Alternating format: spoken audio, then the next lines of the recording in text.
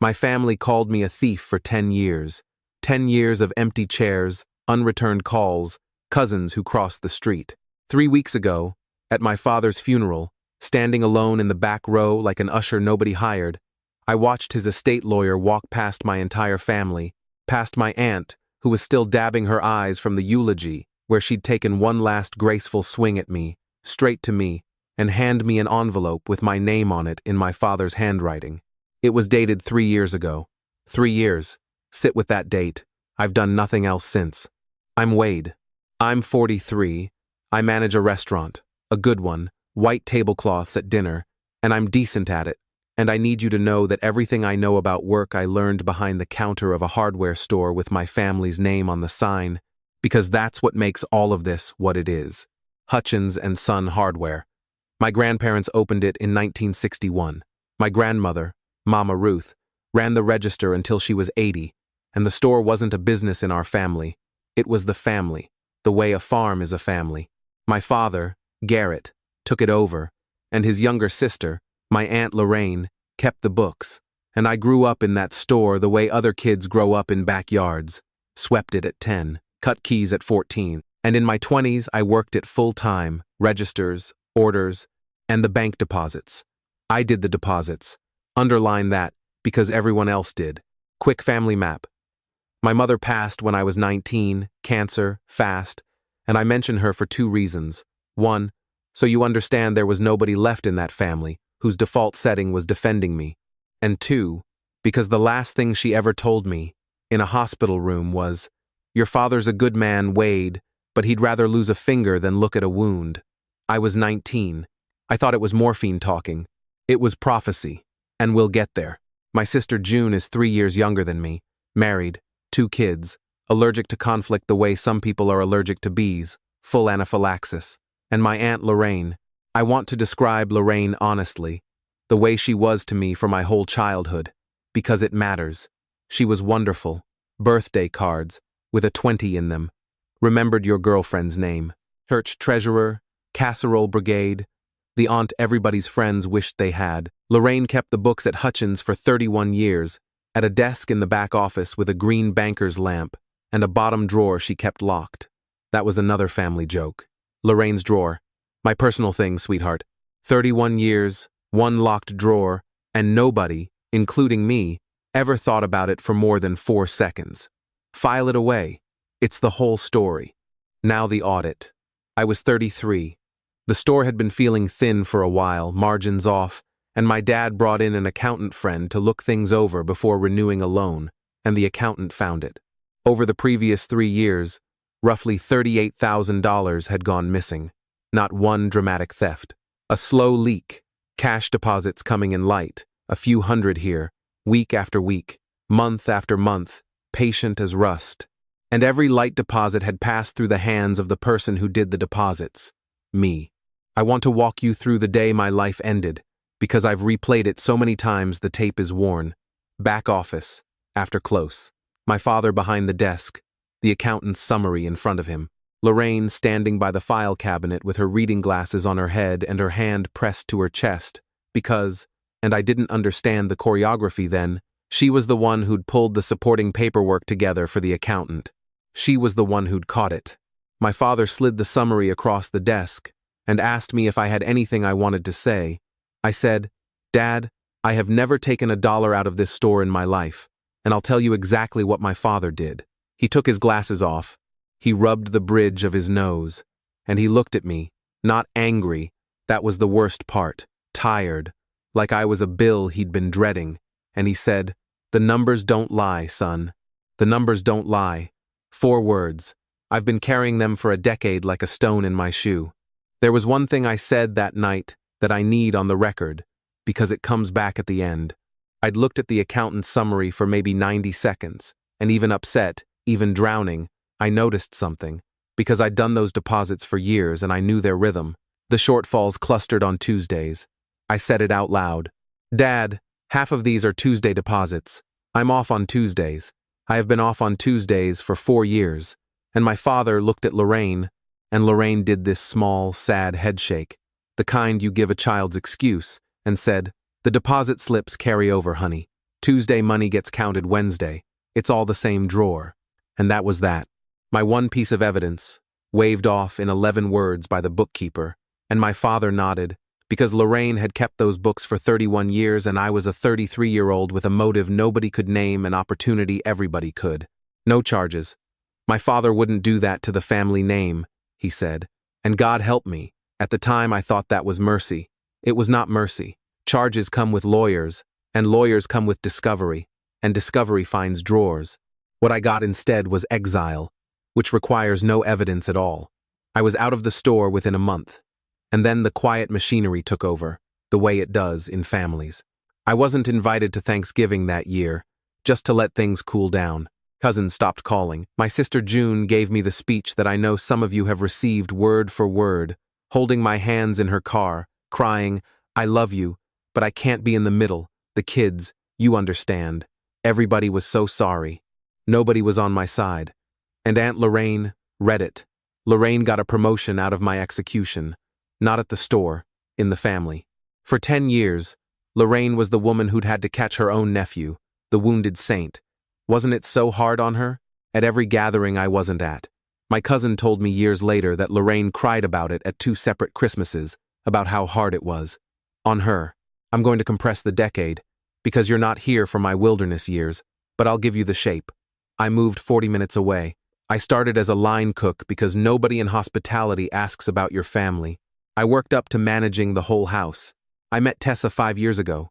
She tends bar like a therapist and suffers no fools, and she's the first person who ever heard the whole story and said the sentence I'd waited 7 years for somebody to say, which was, "Wait. Who benefits from you being gone?" I didn't have an answer then. Keep her question. And now the strange part of the decade, the part I misread so completely, it makes my face hot. About 3 years ago, my father started coming to my restaurant. Alone, no call, no word. Every couple of months, a Tuesday usually, he'd sit in the corner booth, table 7, order the meatloaf, eat it slowly, and leave without ever once asking for me or looking toward the kitchen. The first time, I nearly dropped a tray.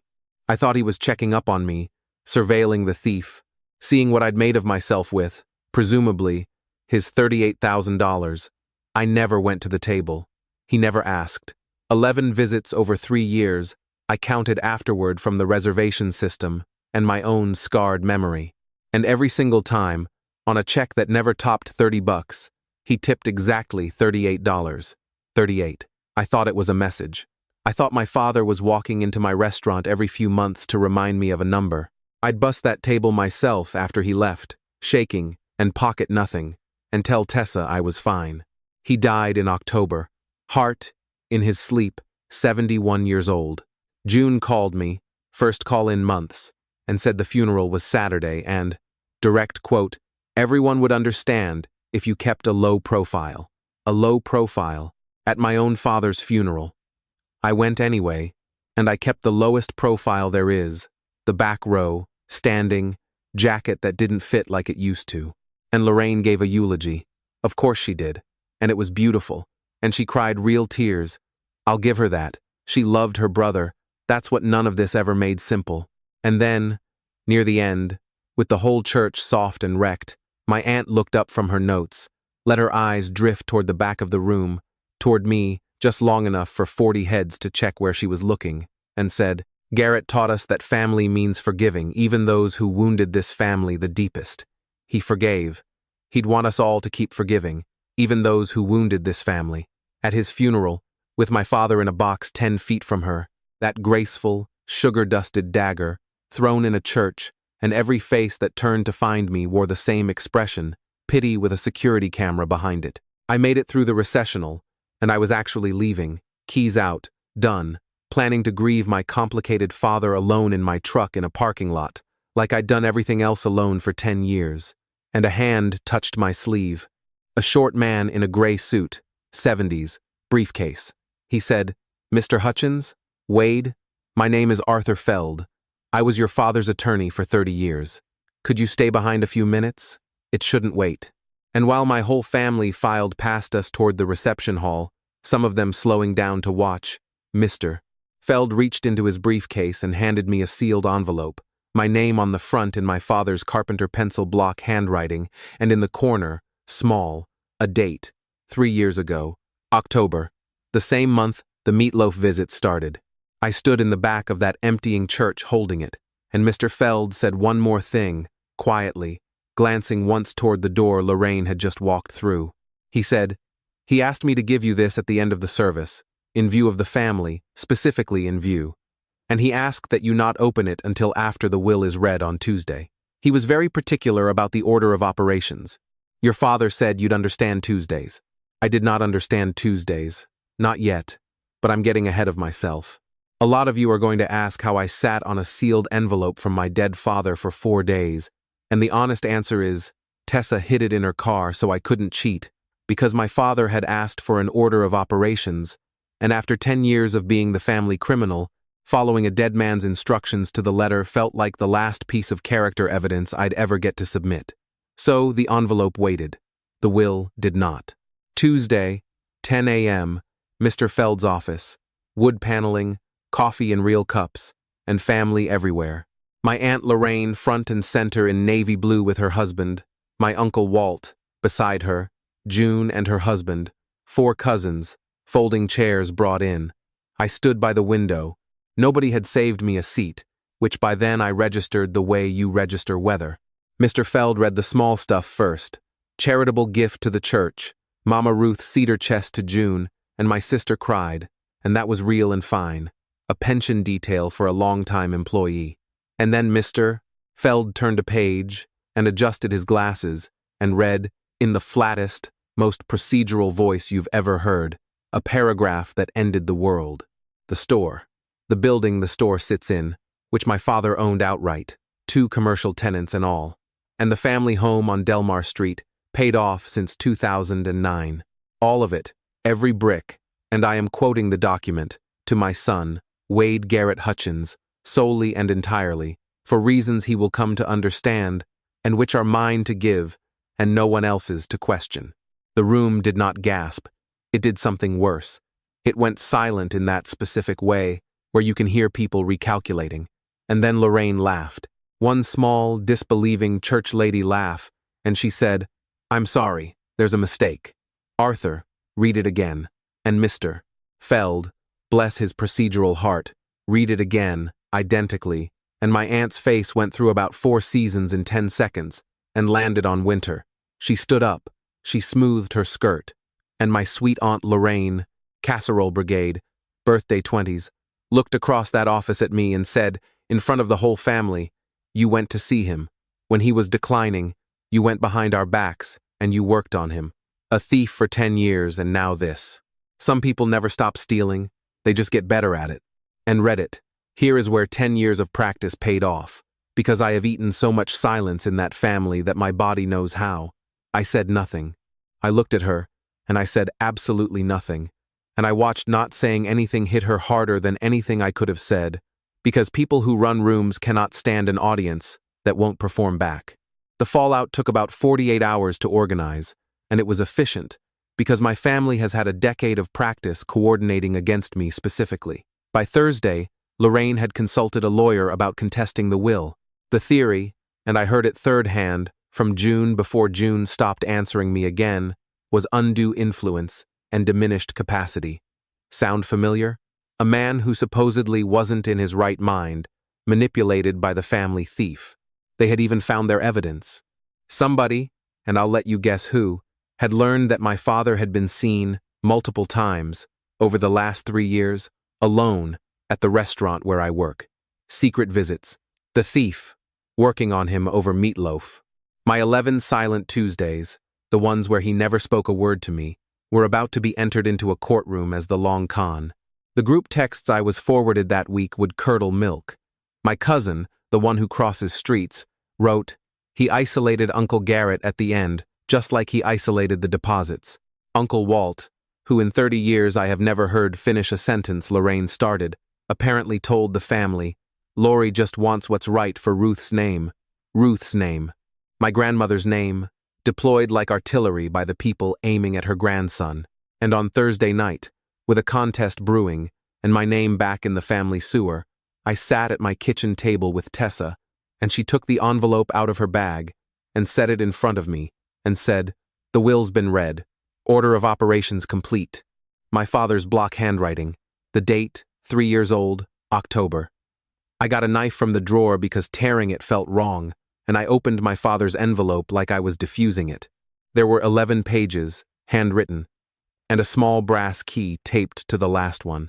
Okay, this is the part I've rewritten 4 times, and I'm just going to give you my father's letter mostly in his own words, the parts I can bear to type, because summarizing him feels like one more person talking over the truth, and there's been enough of that for 1 decade.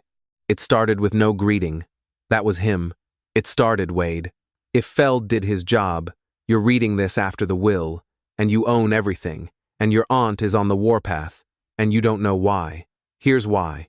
I'm going to write it plain because I've been a coward long enough, and cowards love a good long wind-up. 3 years ago, October, Aunt Lorraine had her gallbladder out.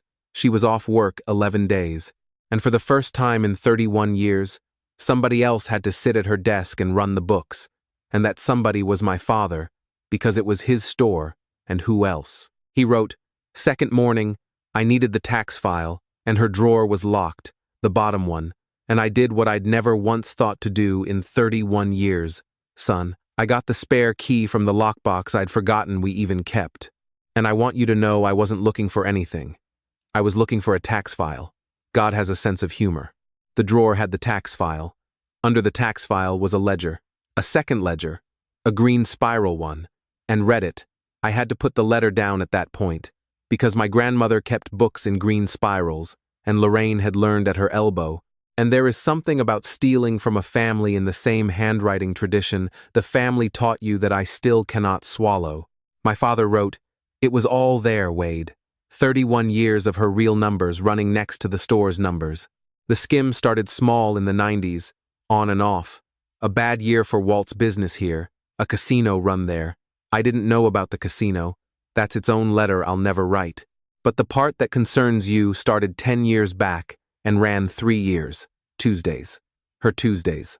Son.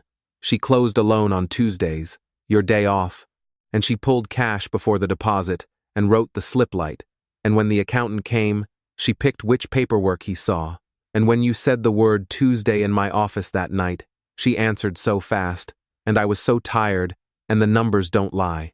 That's what I told you. The numbers don't lie. Except the numbers were hers, Wade. She wrote every number I believed instead of you. I convicted my son on the testimony of the pen that did it. $38,000. Itemized in her hand, in the second ledger, week by week, a column she'd labeled, and this is real, she'd labeled it adjustments. And then the letter got to the part that broke me worse than the audit ever did, because the audit only took my family. This took my father, the version of him I could have at least cleanly hated. He wrote, "Now here's my sin, and it's bigger than hers.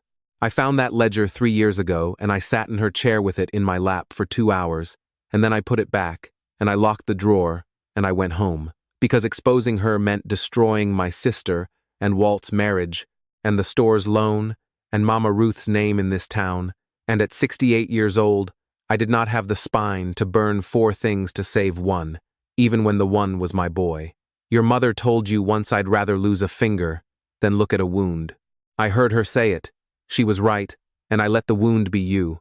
There is no apology the size of that, so I'm not going to apologize. I'm going to pay. The pay was the estate, the store, the building, the house, all of it, structured with Feld 3 years ago, the same month, the same week he found the ledger, and the meatloaf. My father wrote, and I'm typing this part with a level of care, "You saw me at your restaurant, and you thought I was watching a thief. I was watching my son run a better room than I ever ran, and I couldn't walk 20 feet to his kitchen and say it, because the first sentence out of my mouth would have had to be the truth, and I'd have rather died, and look at that, I managed it. The tip was $38 because I wanted to give it back to you a few dollars at a time like the coward I am. 11 visits. Count what I still owe." The brass key taped to the last page opened a safe deposit box, which Mr. Feld took me to on Friday morning. Inside was the second ledger, the actual green spiral, 31 years of my aunt's real arithmetic, wrapped in a rubber band with a note in carpenter pencil, 1 line. You alone decide if the family ever learns why. Whatever you decide, I earned. And so did she. Dad. So there it is, the twist that reframes my whole decade. And I want to lay it out flat because I've had to. My aunt stole $38,000 and let me wear it. That, somehow, is the smaller crime in the envelope. My father knew, for 3 years. He knew while I stood in the back of family funerals of people I'd loved. He knew through 3 Thanksgivings of my empty chair. He knew every one of those 11 Tuesdays, chewing meatloaf 40 feet from a son he'd exiled on evidence he'd already held in his lap and locked back in a drawer. The numbers don't lie. He knew, and he let the lie keep my seat at the table, because unwinding it cost more than my seat was worth to him. And then he died, and left me everything, the store, the building, the house, the truth, and the choice, and I genuinely cannot tell you even now whether that envelope was an apology or just the last chore he ever delegated. Tessa read the letter after me, all 11 pages, and she put it down and said the thing I couldn't. He didn't leave you a confession, Wade. He left you the detonator. He couldn't push it for 3 years, so he willed it to you. And downstairs from all of this, metaphorically and almost literally, my Aunt Lorraine was assembling a legal case to take even the inheritance, on the theory that I had manipulated a declining man. She was going to put those 11 Tuesdays in front of a judge. She just didn't know what else was going to be on the table. It's been 3 weeks since I opened the envelope, and everyone in my life keeps asking the same question, did you blow it up? And I'm going to walk you through exactly what I did instead, because I had my father's example of what silence costs, and I had my aunt's example of what performance costs, and I spent one long weekend deciding not to be either of them. Monday morning, I called Uncle Walt's house and asked to come by and speak with Lorraine. Alone, I said. Family business. And Tuesday, because of course it was a Tuesday, I sat at my aunt's kitchen table, the same table where she'd written a decade of birthday cards with 20s in them, and I set a manila folder in front of her, and inside it were photocopies of 6 pages of the second ledger, the Tuesday columns, the word adjustments in her own handwriting, and a photocopy of 1 paragraph of my father's letter, the paragraph about the gallbladder and the drawer. I want to tell you what my aunt's face did, because it's the closest thing to justice I've gotten, and I've decided I'm allowed to keep it. She read for about 15 seconds, and then her hand came up and pressed flat on the pages, covering them, an absolutely instinctive move, the same motion you'd use if papers were blowing away, and she looked at the kitchen doorway to see if Walt was near, before she looked at me. Before anything else, before shame, before tears, she checked the door. 31 years of that exact reflex, and I finally got to watch it happen live. Then came the offer, hers not mine, and it came fast, which told me she'd rehearsed some version of this in the dark for years. She would repay everything, she said, quietly, over time. She would drop the will contest, obviously, forget the contest. She just needed me to think about the family, about Walt, about Mama Ruth's name. And I swear to you, read it. My aunt looked at me with wet eyes across that table and said, word for word, your father understood why this had to stay in the family. He protected all of us, even you, in his way. You're a Hutchins. You know what the name is worth. Even you, in his way. I had 10 years of responses loaded, and what came out was the calmest thing I've ever said. I said, Aunt Lorraine, my father protected everyone in this family except the person who was innocent. I'm not going to do his silence, and I'm not going to do your show. Here's what happens instead, and here's what happened instead. She signed, in Feld's office that Friday, a full written confession and a repayment agreement, $38,000 to the store's account, secured, scheduled, with the ledger and my father's letter held in escrow as insurance. She withdrew the will contest the same day. And then I did the part everybody's going to argue about in the comments. I did not put it on Facebook. I did not stand up at a holiday. I mailed, by regular first-class stamp, a photocopy of my father's complete letter, all 11 pages, to the 9 adults in my family who had cut me off, cousin by cousin, including June, including Walt. No note from me. No commentary. Just my father, in his own block handwriting, telling them what the numbers actually did for 31 years. My father spent a decade unable to say it, and 3 years paying strangers $38 at a time instead. Fine. I put 11 stamps on his voice and made it say the thing. The letters landed on a Wednesday, and my phone became an interesting object. My cousin, the street crosser, called and cried for 10 minutes, and I let him. 2 relatives went silent in the other direction, the embarrassed direction, and honestly that silence reads different, and I can live with it. Walt read his copy, and moved into their daughter's spare room for a while, and I'm told there are, quote, conversations happening, and that is Walt and Lorraine's marriage and not my hardware store, so that's all I know, and all I want to. Lorraine resigned, as church treasurer, health reasons, the classic. The first repayment installment cleared last week. It was on time. Of course it was. She's an excellent bookkeeper. June came to the restaurant. She sat at the bar until close, and then she put both hands flat on the bar the way our father used to put his hands on the counter, and she said, I told you I couldn't be in the middle. There was never a middle, was there? There was just you, alone, and all of us, comfortable. And I said no, there never was a middle, and my sister cried in my restaurant, and we are, carefully, brother and sister again. She helps at the store on Saturdays now. Her kids think the key-cutting machine is the greatest object ever built. They're correct. The store. I kept it. I hired a manager, a good one, but I'm there Sunday mornings doing the books myself, at Lorraine's old desk, drawer unlocked, empty, and I'm having the sign redone in the spring. Hutchins and Son comes down. Ruth's Hardware goes up.